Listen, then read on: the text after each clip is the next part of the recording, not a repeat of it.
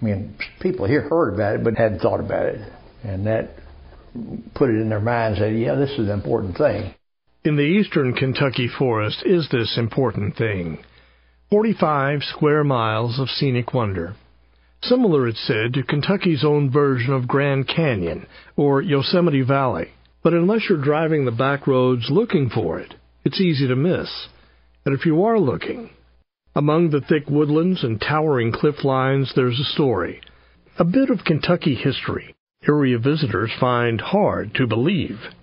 But to the people who made it happen, they want to retell it now, before it does slip into the stuff of folktale. I'm Charlie Baglan. We go inside outdoors with a special edition of Kentucky Afield Radio and that nationally followed controversy. Just ahead, Kentucky's Red November, in honor of the 50th anniversary of the infamous 1967 protest hike, leading to the undamming of Red River Gorge. You know our patch, but there are some things about the Kentucky Department of Fish and Wildlife you may have never dreamed. Like 150,000 acres of wilderness we own for public enjoyment, leading the way in land conservation. From the majestic elk to the short-tailed shrew, healthy habitat helps them all. Kentucky Fish and Wildlife, your partner in the great outdoors. And you thought we were just fishing and hunting. Hunt more at fw.ky.gov. In high school, I got my license and my first license plate, a nature plate. Now that I'm in college, it's still my choice, because year by year, these plates save more and more. More rich forests, more clean flowing streams, more of what we all want to hold on to for our future.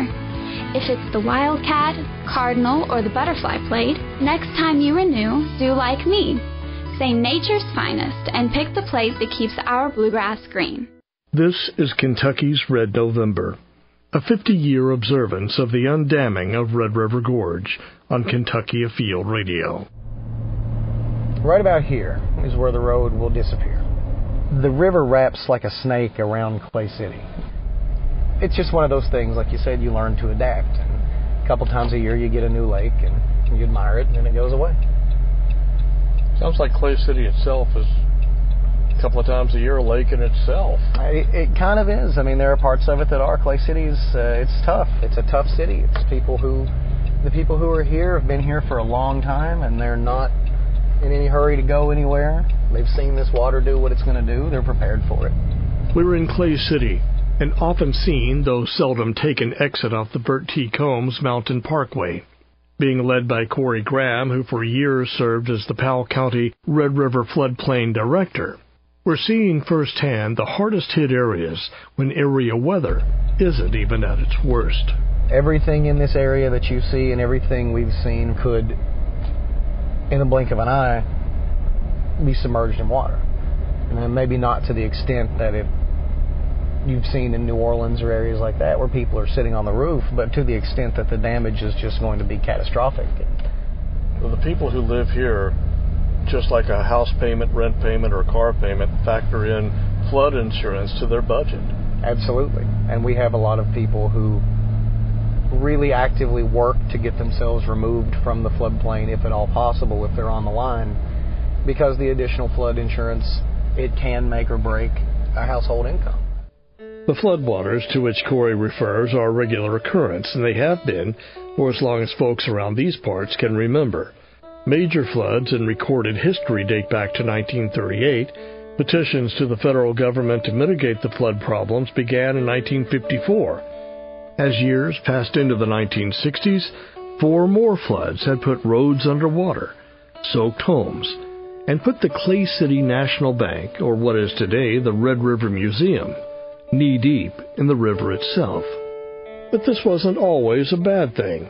The rising of Red River was an aid to the town in the late 1800s during the logging boom. Felled trees would be floated downriver to Clay City, where they would be pulled from the water and cut. In fact, Clay City boasted one of the largest sawmills anywhere in the country. But in 1906, the timber mill was destroyed by fire. The economy of the community changed, but the natural topography did not. Periodic flooding remained a way of life. In 1962, the United States Army Corps of Engineers authorized flood relief for the town. The dam was approved under the Flood Control Act of that year. Their options were a levee, a flood wall, a diversion channel, or what they considered the very best option, go upstream, erect a dam, and create a flood control lake. But there's a but coming. Upstream from Clay City was one of the more unique geological areas anywhere in the eastern United States. We estimate about 500,000 people come through the Red River Gorge.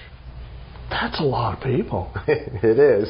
Well, I think they just love the rugged beauty of it. You know, the cliff lines, the rock shelters, the arches. It just really pulls people in, and they have just these magnificent views. Tim Eling with the United States Forest Service is stationed at the Daniel Boone National Forest. The Daniel Boone National Forest is part of the U.S. Forest Service, so our mission is very broad. It's a multiple-use mission. So we manage for recreation in a place like the gorge, but we also manage vegetation. We manage timber. We have timber sales. We manage the habitat for all kinds of wildlife species, things like deer and bear and turkey, lots of fishing opportunities. The spectacular cliff lines, hundreds of miles of cliff line. Some magnificent rock formations and arches, rival what you might see in Utah. People love to hike and backpack and canoe and kayak, and it's world-renowned for rock climbing. It's listed as one of the top rock climbing destinations in the nation, an area climbers call the Red. What we know today about Red River Gorge varies greatly from what we thought we knew in the 1950s and 60s, when the topic of the Red River Lake Project first surfaced. The Cory Journal, they were the first that started printing editorials and things that it was a bad idea, that the dam shouldn't be built and it couldn't be justified. Barry Bingham, Jr. was the first that we knew about it, and my wife and I took it up from there. Carroll Tichenor and his wife Doris at the time were nothing more than concerned citizens, but would later help to found a formidable group at Kentucky to promote and protect the outdoors. Bear in mind, dam building and lake creation in Kentucky was commonplace. There are nearly 300 lakes across the Commonwealth, and only one natural lake, Reelfoot Lake in southern Fulton County. The lakes were made by impounding our many rivers and creeks in the name of flood control, municipal water supply, and recreation such as boating and fishing. The list includes Dale Hollow in 1943, Kentucky Lake in 1944, Wolf Creek Dam created Lake Cumberland in 1952, Barren River Lake in 1964, and in 1965, damming the Licking River, created Cave Run, Lake Barkley in 1966, and several more still on the drawing board, including Red River Lake. Gosh, it must have been as early as 1960, I guess. We spent some time going looking for it, and it wasn't until we went down into the gorge and looked up and found Chimney Top Rock and a few other landmarks that we decided that it shouldn't be dammed up. The wishes of Tichenor, and others like Tichenor who simply enjoy the wilderness, would likely bear little weight against the mighty U.S. Army Corps of Engineers, backed by the funding of the United States Congress and popular U.S. Congressman from Hindman, Kentucky, Carl Perkins. But unfortunately for flooded residents of Clay City, the wheels of government can turn slowly. In 1963, in Stanton, the Powell County seat, a meeting was held to inform the public of the Corps' intentions to build a dam. 200 people were in attendance. The news was welcomed. Robert Collins, later in his book A History of the Daniel Boone National Forest, notes, at the time, local residents specifically requested construction of a flood control dam on Red River, and there was no record of any opposition. Come 1967, 4 years later, another meeting was scheduled in Stanton for an update on the Red River Lake project. By now, the Corps was ready to begin the next phase, buying land to acquire the acreage needed to create the lake. Again, many smiling faces and no opposition was expected. Funding by Congress had been approved, and Red River Lake was all but a done deal. But also in attendance that night were a few members of a group that had just formed in Kentucky the February before, the Sierra Club. And the Sierra Club did oppose the dam. They maintained that the Red River Gorge was a uniquely rare natural area that should be left alone. But wait a minute. Who was this Sierra Club, what many called a birdwatcher's club? Surely a few plants, animals, and rock formations would be no match for the noble efforts of flood control and water supply. The Sierra Club had formed by that time. We become the first group in the state, Untitled Chapter Sierra Club. That was our first conservation project, was to stop the Red River Dam. On the national scene in 1967 were protests over the war in Vietnam. Gas was 27 cents a gallon. One of the hottest songs on the radio was I'm a Believer by the Monkees. Meanwhile, all that a growing number of supporters believed was that to save their gorge was going to be an uphill climb. Carroll Tichenor, his wife Doris, and friends Bill Holstein, Jim Kowalski, and a few others are the founding members of the Sierra Club in Kentucky, the Cumberland chapter. The Sierra Club had strong will in place and the group's formal opposition on record, but efforts beyond that seemed feeble. We were trying to find something to draw national attention. We were just failing to get the news out enough to really stop the dam. Well, on a trip back from Louisville around midnight, Jim Kowalski and that's what our brainstorming sections were about. And we'd brainstorm, and just couldn't find anything that really attracted the national news. Jim Kowalski, the first to lead the Sierra Club in Kentucky, was a professor at Union College in Barberville. Tichenor recalled a national news story about a U.S. Supreme Court Justice, William O. Douglas, who had lent his efforts to an environmental situation in Oregon. And I said, well, that's who we need to draw attention to the Red River Dam. That's what we've been looking for. Well, he said, I don't much agree with that. He said, that's a little stream, and he said, Douglas is a Supreme Court Justice, and I don't think we'd ever get him down to look at a little stream in Kentucky. And I said, well, you never know till you ask him. And so we went on with this conversation for quite a while, and finally reached the farm where we were going, and he'd left his car. And I made him promise me he would use the university letterhead and being a professor and to sign it and invite William O. Douglas down to the Red River Gorge.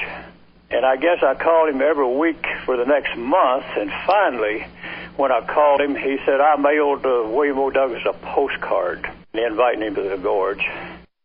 And so when he said a postcard, but ironically, about a week, he got a postcard back saying he would come if we would pay his airfare to Lexington and get him back that night after a dinner meeting. One of the more prominent officials in the land, and they, the Sierra Club, sends him a postcard. Not a formal, registered letter, but a postcard. And it worked. Against my will, actually, I wanted the letter sent because I thought it would bear more weight. Why was it sent on a postcard? It was sent on a postcard, and this was come from directly from Kowalski. He said, I wanted to send it so his staff could read it and mention it to him, because he said I didn't know how much letters he opened and read them. So the protest hike of the Red River Gorge was set, November 18th, 1967. It's 12:40 p.m. I just arrived at Sky Bridge picnic area with 2 kids and trail lunches for us and Justice Douglas's party, and we're waiting on his arrival. I hope it's soon. Everyone in attendance that day remembers. For Carroll Tichenor, many memories are in the pages of his wife's outings journal. I have fixed country ham sandwiches, cheddar cheese, crackers, celery, Fritos, cookies, and candy for 15 individual lunches. It's a lovely day in the woods. Bright sun, cloudless sky, temperature 47. The party arrived at 1 o'clock, accompanied by the state police. We ate our lunch out of paper sacks. Justice Douglas said, "Who made the spread?" I said, not so modestly, "I did." Justice Douglas and his wife, Kathy, ate lightly but sufficiently, put their trash in the garbage can, and put the goodies in their pockets. After lunch, they raced off to the gorge, where a circus of people held signs that read, "Damn the gorge." There was much noise and several hundred hikers in the vanguard. Mrs. Hosteen and I left almost immediately and headed back to the Phoenix Hotel. Too many people in the gorge today for our liking. Doris Tichenor. I'd say there's 800 to 1,000 on that hike, and there was probably 200 or 300 opposing it on the other side. So there was a lot of people there. But the other thing was interesting. Diane Sawyer, a young reporter at the time, with a huge television camera, was down in a low part of, I'd call it a ditch, with her big camera and was photographing everybody as they jumped across a little stream there. Diane Sawyer at the time was a general assignment reporter in Louisville at WLKY TV 32. Douglas saw her and said, "You're a new reporter, aren't you?" And she said yes. He talked to her just briefly and then went on. My bet is it was people more in favor of the lake? Or do you think it was more people opposed? No, not on that hike. There were some there that were in favor of it. Most of them were responding to Douglas and the protest. There was just a small group of people that were interested in it to start with. It sort of gained momentum as it went along. Oscar Geralds, an attorney from Lexington, said landmarks in that area are a part of the local vocabulary. Rough Trail, Pincham Tight, Sheltowee Trace, Gray's Arch, and others would be forever changed. For those on the outside looking in, the visit from Justice Douglas gave the Red River Gorge a face and a voice. Yeah, I had my scout troop down there. Seemed like a pretty good crowd, but there were locals there, some that didn't want us. But there was a lot of young people, students. We went with him part of the ways. We didn't do the whole hike with him because I had 15 little boys I had to take care of too. But we met up with him and spoke, went a little ways on the trail. What do you think was the turning point? Oh my gosh. That may have been it, that day. Because that was when we first got any publicity. I think people figured if a justice of the Supreme Court's interested, it must be fairly important. So the Sierra Club had the attention of Washington and Frankfurt, enough at least to delay the project to give ecologists and archaeologists the chance to further review and to probe a possible alternate site for the dam. Meanwhile, the Kentucky Department of Fish and Wildlife was in place, as well as other state natural resource agencies. On the federal side, the U.S. Fish and Wildlife Service and the Forest Service. But deeper levels of regulations were also in the offing. Our bald eagle was facing extinction. Hence, new laws to protect the nation's endangered species were being drafted and enacted in 1973. The Environmental Protection Agency was established in 1970, and one more. This dam was proposed before the National Environmental Policy Act was even law, which was passed in 1970. So this was going on even before agencies were required to do that kind of analysis. NEPA, Tim Eling mentions, stands for the National Environmental Policy Act. It was one of the first laws ever written that establishes the broad national framework for protecting our environment. NEPA requirements would now come into play on all large federal projects, airports, military complexes, highways, and yes, dams to create lakes. In many respects, this time period was seen as the birth of environmentalism.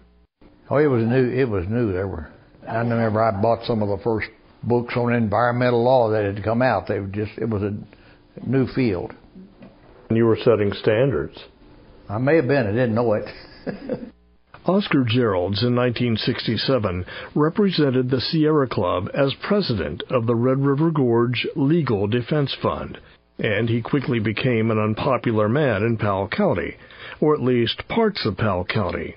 As time passed, factions among even the local citizens found themselves divided.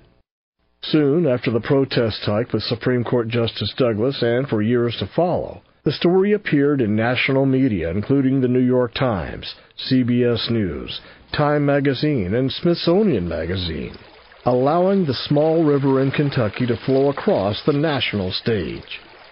At the core of the matter were differences on what impact a dam would impose on the area being flooded. Dr. Bill Martin, who would later in the 1990s serve as the commissioner of the Kentucky Department for Natural Resources, was in his first years of teaching basic biology at Eastern Kentucky University. Oh yes, the environmental impact statement, the entire controversy. That was the reason I took the students to begin with. We're talking about, Charlie, a time in Kentucky in which there was no Nature Preserves Commission. There was very little field research being done by anybody except the fish people. And that what we knew about the landscape was quite minimal, quite frankly. But the Endangered Species Act didn't come into play until 1973. At that time, I don't know whether any species had been recognized as endangered except this hairy goldenrod, which was in the Red River Gorge, which was around the rock shelters. Among the supporters of the Stop the Dam effort were students, and the students' presence grew as the controversy grew, not just because protesting was common in these days, but the gorge itself was an outdoor classroom. Well, four major habitats. You had the habitats of the stream, the floodplain, the slope, and had the habitats of the ridge tops. So it was a fairly detailed discussion of it that I did. Talk about the controversy and to have them read the environmental impact statement. I had certain assignments and had an exam.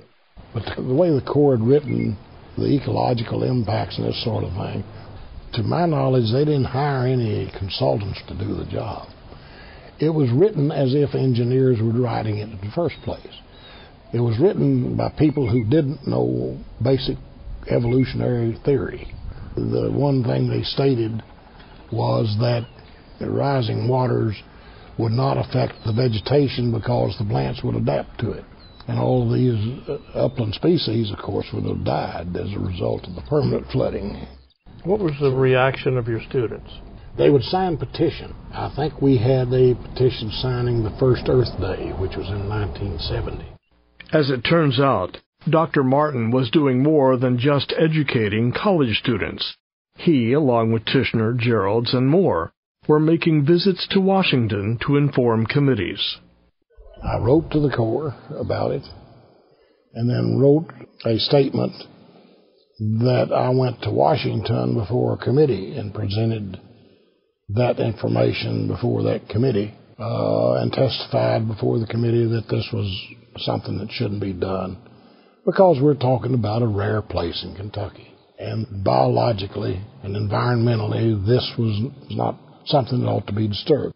To many, Powell County and neighboring cities who would tap the lake for drinking water, such as Lexington and Maysville, the Sierra Club was evil. How could they wonder? And to those who sought to protect the natural beauty and the biological diversity of the area, the Corps of Engineers was the bad guy. Yeah, well, certainly we were the bad guys, and it wasn't even 50 years ago. It was 40 years ago when I came to work here. But we do what Congress tells us to do. Mike Turner is an ecologist and is Chief of Environmental Resources with the Corps of Engineers Louisville District. The Corps has greatly transitioned over the years. Whenever we're building a project, our first measure, whether it's culture resources, archaeological sites, or threatened or endangered species or whatever, even state-listed species, we try to practice avoidance. Whether that's avoidance in time, like cutting trees in the winter to avoid impacting Indiana bat summer habitat while they're there, or it's a complete avoidance by making a small modification in a project design to avoid an impact. With decades of dam creation already in the books, was the controversy over Red River a major contributor to the creation of the new Environmental Policy Act rules. The Corps certainly had controversial projects in other states. As far as did the Red River Gorge project, I don't know that it alone affected any changes in how the Corps did business back then, but I'm sure it was a part of it. I do know that about that same time, we had a project in Indiana called Big Blue Lake, which would have been on the Big Blue River. We also had one in Illinois called Louisville Lake. We had another one in Indiana, too. I think it was Big Pine. All three of those were also early in my career, at the same time when Red River was going on, and all three of those were not built. And they were all very controversial. Not as much so as Red River, because Red River was nationally controversial, but the others were certainly very controversial locally or regionally. It was a conflict of woods, waters, and wildlife, with 20th century human demands. The time had come for laws to adapt as well. NEPA was passed, I think, probably in part due to the Corps of Engineers lake building and TVA's lake building, and then BLM built lakes out west. And then the other environmental laws came into play. So now we do far more analysis and have to meet far many more requirements than we did in the 40s, 50s, and 60s when projects like Rough, Nolan, or even Green River Lake were being built. An environmental impact statement done now at the level required by NEPA is easily likened to compiling Sears catalogs of the day, if not several. It's done in-house. We have 3 biologists and we have 3 archaeologists. They would probably run into several volumes of 100-plus pages each or more. When we built Patoka Lake in Indiana, that was early in the days of NEPA compliance, and the NEPA document on it, I'm just going to go off memory, is probably about maybe 20 pages long. It's pretty general, but nowadays we would have very detailed surveys of pick your environmental resource, wetlands, archaeological sites, Indiana bat, summer habitat and maternity colonies, and so on. So, we would get into everything that might possibly occur on a site. Your major fish and wildlife resources would be among the many things that we'd be looking at in detail. The paperwork with NEPA compliance was now horrendous. Red River Lake is not the only project that we did not build in the Louisville district. At least 2 of the projects in Kentucky that I can think of, 1 in Illinois and 2 in Indiana, at least 5 projects that didn't get built. The 2 in Kentucky were called Mining City Lake. The dam would have been somewhere in the vicinity of Woodbury in Butler County and would have backed all the way up into Mammoth Cave. That would have been a huge lake. It would have been probably the single biggest lake in Kentucky. Then we had another one on the Kentucky River near Booneville, which also would have been a substantial lake. Mike Turner, who is Chief of Environmental Services for the U.S. Corps of Engineers in the Louisville District, began his career in the early days of NEPA compliance. The last lake the Corps of Engineers built in Kentucky was Taylorsville Lake in 1983. So we haven't built a lake in almost 40 years. With major new laws now enacted, the environmental concerns raised by the Sierra Club were achieving validation. Meanwhile, the environmental impact statement for the Red River Gorge fell, in Oscar Geralds' opinion, woefully short. This is one of the first impact statements the Corps had done. The law hadn't been there long, and they did a rather perfunctory job to start with. From the Red River Gorge Legal Defense Fund, Geralds drafted a letter in response to the environmental impact statement to the Council on Environmental Quality in Washington. Dated August 9, 1974, Geralds writes, "The final environmental impact statement is replete with serious and substantial omissions and fails to meet an accurate assessment of the relevant environmental and social cost of the project, such as the impact on the unique Appalachian community, the impact on yet unsurveyed archaeological and historic sites, potentially eligible for inclusion on the National Registry of Historic Sites. It failed to cite alternatives to solve the flooding situation in Powell County. And it suggests that some of the findings of the statement may have been arbitrarily manipulated in support of building the lake." And Gerald's scathing report goes on from there. And as the Corps of Engineers looks back on the situation today, they tend to agree. Clearly. Environmental reasons, which And our phraseology here includes archaeology and cultural resources. The definition of it under environment under NEPA includes both the natural and the human environment. So the primary reasons for Red River not being built, environmental concerns and impacts to archaeological sites and some historic sites, but mostly archaeology. You're listening to Kentucky's Red November, a special edition of Kentucky Afield Radio, in observance of the 50th anniversary of the 1967 protest hike that led to the undamming of Red River Gorge. Part 2, after these words. Dear Mom, thank you for all the times you told me to go outside. Putting me on trails put me on the right path. If you wrote Mother Nature a letter, what would you say? That's easy. Thanks. Thank you so much. You're amazing. And so are you. If your license plate at home or at work says Nature's Finest, you've helped protect nearly 100,000 wilderness acres across our state for all to enjoy. And we're not done yet. Explore more at heritageland.ky.gov. You know our patch, but there are some things about the Kentucky Department of Fish and Wildlife you may have never dreamed. For a young mind, every day is an adventure. In schools and in summer camps, we reach 70,000 kids every year, keeping the world a hands-on, minds-on, feet-wet place where nature and knowledge can take root. Kentucky Fish and Wildlife, your partner in the great outdoors. And you thought we were just fishing and hunting. Hunt more at fw.ky.gov.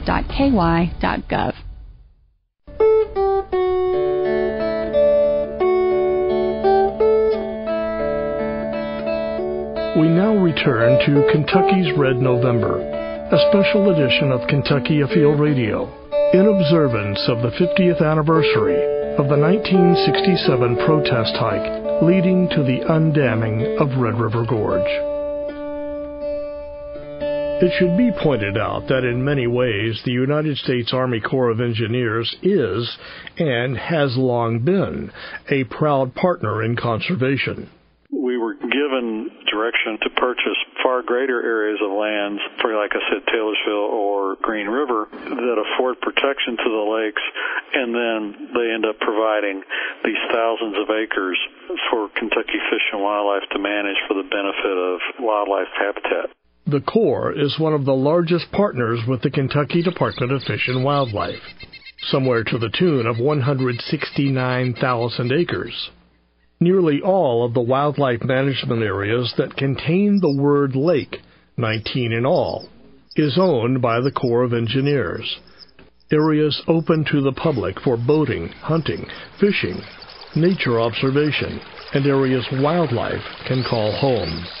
Taylorsville, Green River, Dewey Lake wildlife management areas, and others have habitats that benefit deer, birds of prey, rare migratory birds, frogs, toads, rabbits, quail, and a variety of threatened and endangered species. The Red River Gorge is no different. There is a growing number of black bears in the area. In 2002, the gorge was an ideal setting for the restoration of peregrine falcon. Other species that call the gorge home is the endangered Indiana bat and Virginia big-eared bat. Plus, the white-haired goldenrod is found only in the gorge. Nowhere else has it been documented on Earth. But in 1974, the dam and Red River Lake were still very much alive. Federal funding was approved. But what stood in the way was consideration of an alternate dam site downstream that would have spared some of the more picturesque areas of the gorge from flooding. So, the controversy of Red River Gorge becoming Red River Lake was piquing with attention, including a young man's from Paducah. Now, I'm from West Kentucky, so I'm from the opposite end of the state. I didn't really hear about it and become knowledgeable about it until I got in the legislature. Julian Carroll was elected to the Kentucky House of Representatives in 1962, the same year that Red River Dam was initially authorized. But once you get in the legislature and you start talking to friends from various sections of the state, you start learning about issues that are floating out there, we call them. That's one of the phrases we use in politics. Issues that are floating around out there that we know are going to float around in our direction one of these days. And so I had no idea in the early 60s that I'd be sitting in the governor's chair in 75 and have an opportunity to do something about the Red River Gorge. And this weighed heavily on the gubernatorial candidate in the 1975 election. Lieutenant Governor Carroll had already assumed the governor's office, as then-Governor Wendell Ford had just been elected to the United States Senate.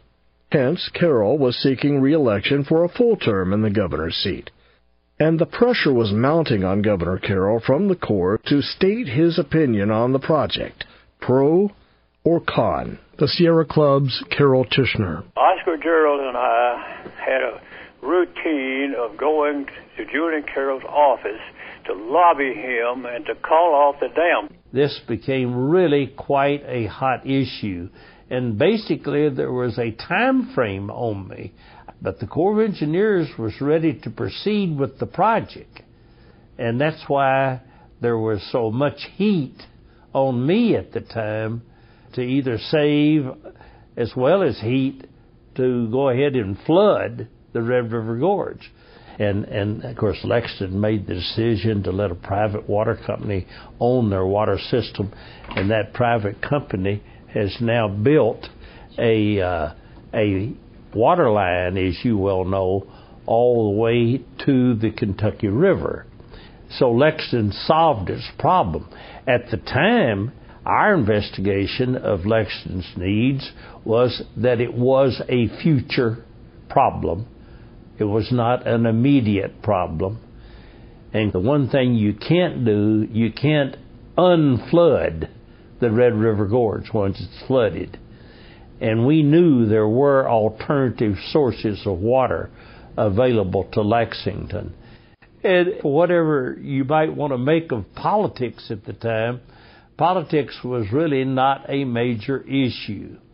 I felt like that by the 75, when I made the decision, that I had accumulated the facts I needed to make the decision, and I made it. Governor Carroll wanted to base his decisions on all the facts. He looked beyond the woods and beyond the waters to the human footprints of the gorge. What's in there, he wondered, that links us to our pioneer and Appalachian past? I had an opportunity in history to save a piece of Kentucky that is indeed one of our major landmarks for people to see and enjoy. The Kentucky Heritage Commission had discovered 18 archaeological sites that could likely place the area on the National Registry of Historic Places. And so the issue was, what was the governor going to do about that? And I quite candidly never did answer the question, yes or no. I said I would keep reviewing it, because I was constantly talking to people about it. I was constantly reviewing it. And I will tell you candidly, Charlie, my environmentalist friend furnished me some reports about various species that needed to be protected in that area, as well as the natural beauty of the area. And I think the natural beauty of the gorge was equally important. But what really prevented the United States Corps of Engineers from simply following through on the project? As of April of 1975, nothing. In a letter from the Secretary of the Army Corps of Engineers, Secretary Howard Callaway writes, quote, "I've concluded that the environmental impacts have been adequately considered and that the Corps should proceed with the project." End quote. The Corps was prepared to begin land purchase negotiations with local residents within days.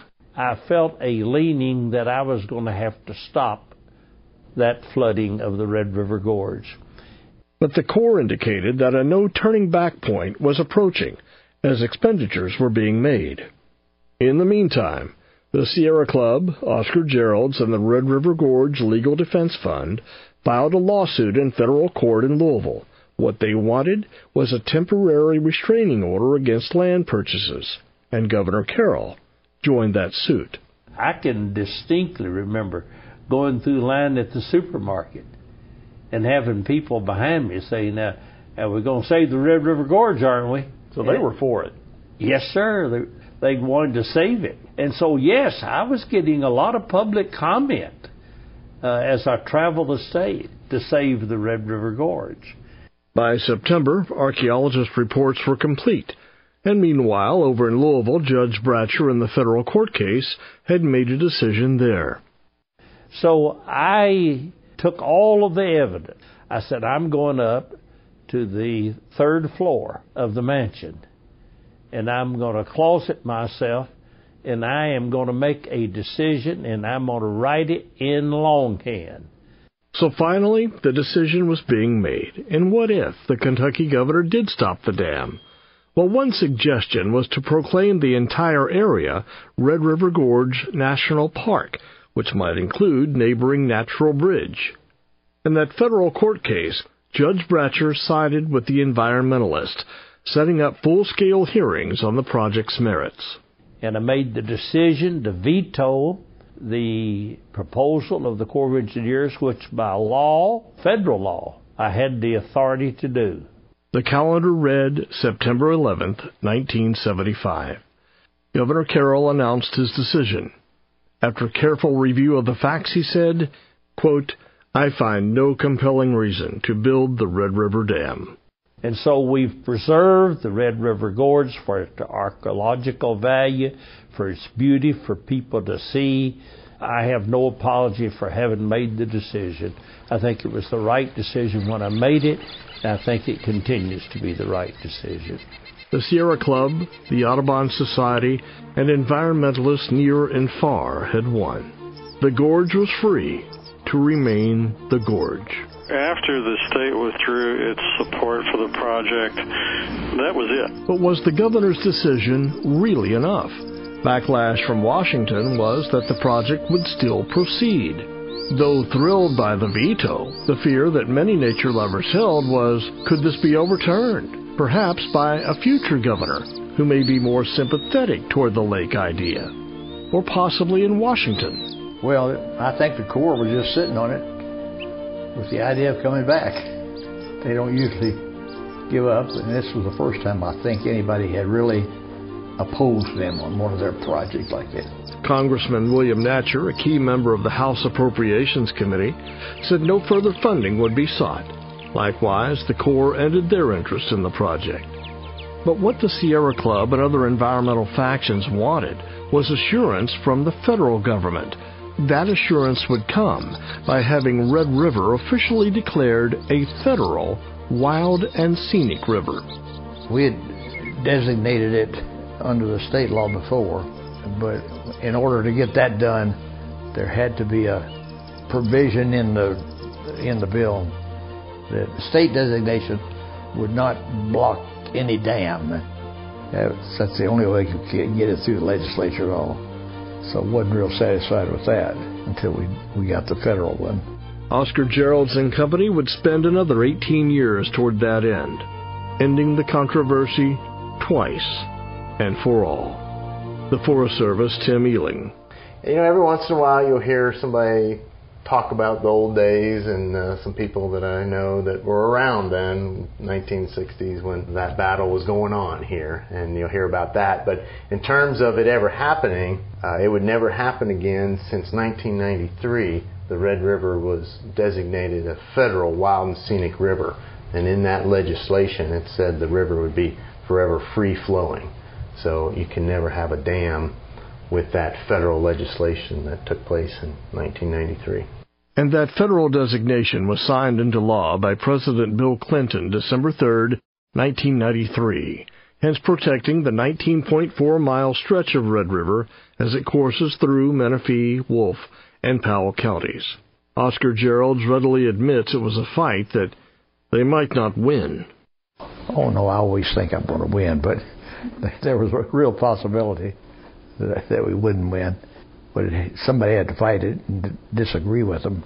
And remember all those years ago during that 1967 protest hike? Mr. Geralds had brought 15 little boys, the Boy Scouts. What was his thinking? Well, I just wanted them to appreciate it and see what was happening and let them know that some things are worth standing up for. And I think some of them did. Was this your biggest victory? Yeah, I think probably was. Probably was. Most satisfying. 30 years is what you spent? Off and on. We dealt with it for that long.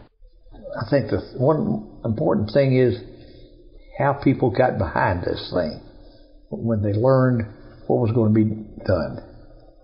And I was a little surprised at some of the support we got, but we got it from everywhere. So many of them were students. They were big supporters. And then other organizations, the Audubon Society and some of those got with us and backed us up. Dr. Bill Martin. But as a conservationist and a professional ecologist, it is valuable for us to do as much as possible to conserve what lands we can, because now we've got 4 million people in the state of Kentucky.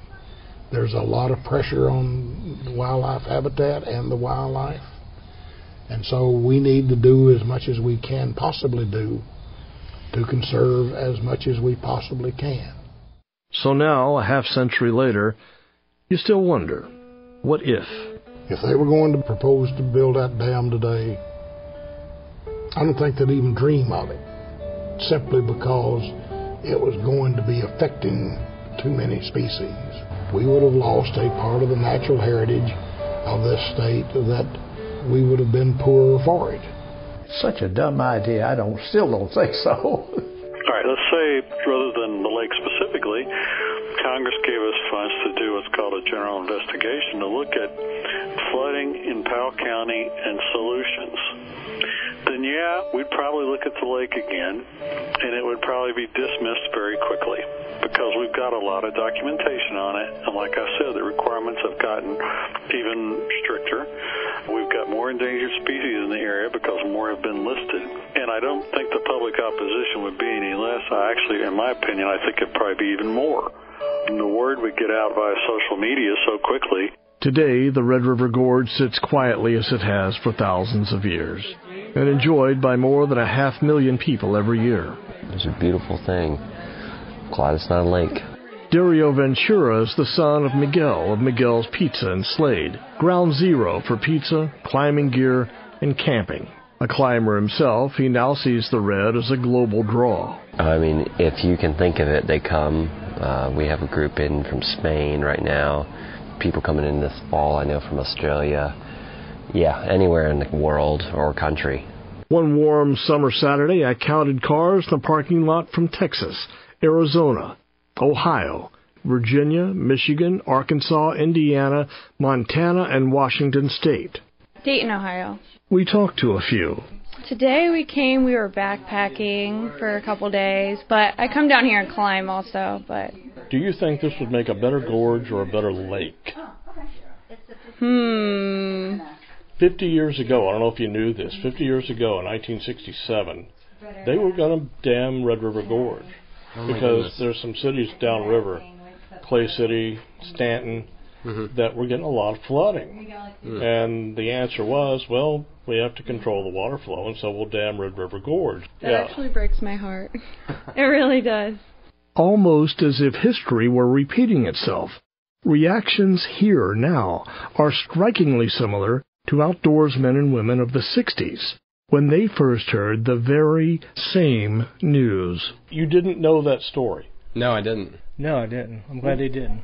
Have you ever heard that story? No. I like it better the way it is now. Are you from Kentucky originally? Did you grow up here? I'm originally from Georgia. Do you remember at all 50 years ago, and there was a big controversy over Red River Gorge? They were going to make it a lake. They were going to dam it and make it Red River Lake. Did you know that? No, I didn't. I'm glad they didn't. Do you think it would make a good lake? No, I think it's a better gorge. We have plenty of lakes in Kentucky, so we have one gorge. Yeah, I love everything down here, but I didn't know anything about the lake. That's pretty crazy. Instantly, details triggered deeper love for the area that already had a special place in their heart. I guess I can understand if they were trying to curb the flooding and look for a solution that would make some sense. What's your favorite part of the gorge? You can't really distinguish. It's all so just wonderful. Describe what you like the best. I like the arches, the overhangs and stuff, the cliffs. Do you get to come here enough? No. We put the very same question to Oscar Geralds, who, in Powell County's Pilot Knob State Nature Preserve, has a trail named in his honor. Which part of the area do you like the best? I don't know. Which child do you love the most? It's hard to say. In a study by the Climbers Coalition and Eastern Kentucky University, around 7,500 climbers support 39 full-time jobs in the region. Climbers generate an estimated $2.7 million in total revenues for local business owners. Add the popularity of Natural Bridge State Resort Park, and the Red River Gorge geological area is one of Kentucky's unsurpassed regions for natural splendor. The Red River Gorge is a designated geological area, a national natural landmark, and a national archaeological district.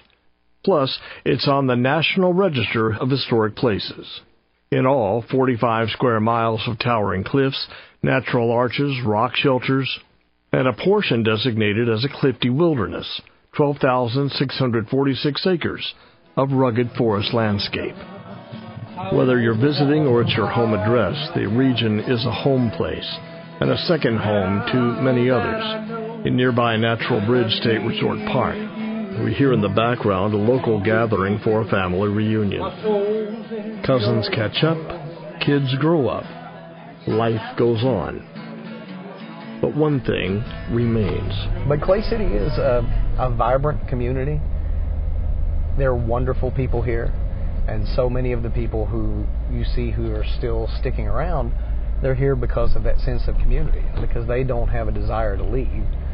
Some of these people, they've endured floods for 60 or 70 or 80 years, and they may be second, third, fourth generation. This is not new to them. This is just the way of life. You just become one with the river, and you accept that every now and then you're going to have to squeegee your living room, and you go on. Again, we're back on the road where this report literally began with Cory Graham, floodplain coordinator with Powell County. The gorge is as interwoven into Powell County as Churchill Downs is into Louisville. It's a significant part of who we are. It is a significant part of our tourism industry. At the end of the day, we have a powerful ecosystem in Powell County, and we've been blessed with some of the most spectacular natural beauty anyone could ever ask for on this planet. I can sit there in a parking lot and talk about floods and technical details and things like that, but when you actually get out and drive the roads, you run into more than that. You drive into memories, and you remember things that you've forgotten. One of those memories is one of Powell County's more prominent citizens, the late Governor Bert T. Combs, for whom the Mountain Parkway was named. Mr. Combs was Kentucky's 50th governor and served from 1959 through 63. It never crossed my desk, but it crossed my life. My late husband wanted to build a cabin here, and he was keenly aware of the flooding problem. He was aware of that when he came here, and then, ironically, he died in a flash flood here. His widow is Stanton resident Judge Sara Combs with the 7th District Court of Appeals. You know, you don't think that you're immune from it. You don't think that you deserve to be luckier than other people, but you just never dreamed something like that could touch your life personally. On the night of December 3rd, 1991, Governor Combs was caught in a flash flood while driving home from his law office. While he did manage to escape the vehicle and try to flee to safety, she told me that his body was found the following morning downstream against a small tree. The coroner determined that the cause of death was hypothermia. As far as I know, there has been no assistance to this area. The dam was halted, and people learned to endure. These are courageous people. They don't give up their love of their land and their home place easily. And that's why they've adapted. They didn't abandon the place, even though that would have been the option for many people. These are people who love their place. While the local tax base isn't made of gold, a new day and new ideas can be. She hopes at some point there could be some reprieve from floods that would both spare the gorge and Clay City.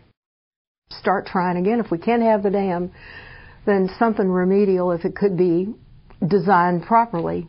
Again, that's a new day. I would never give up hope. I would never give up the opportunity to press forward with an issue that's this compelling and persuasive for people. From an outside perspective, you see a few houses and a couple of gas stations, a few churches. But when you live here and you get up every morning and you go to bed in this town, you really start to embrace it. And you realize that it is a special place and a resilient place and a place of strength and faith. And that's not something you find in every community. And I really don't see any flood from 100-year to 1,000-year being able to wash that away. That's beyond what any disaster can take out. As a final thought, you can't blame people for wanting to save their homes from rising water, nor can you blame someone else for wanting to spare a natural marvel from flooding either. The flood benefits neither, but each side was doing the best they could with the tools and rules they had. Tougher still during a time when all the rules were changing. But one sure thing time has taught us is that sometimes there just isn't a second chance for things there's only one of.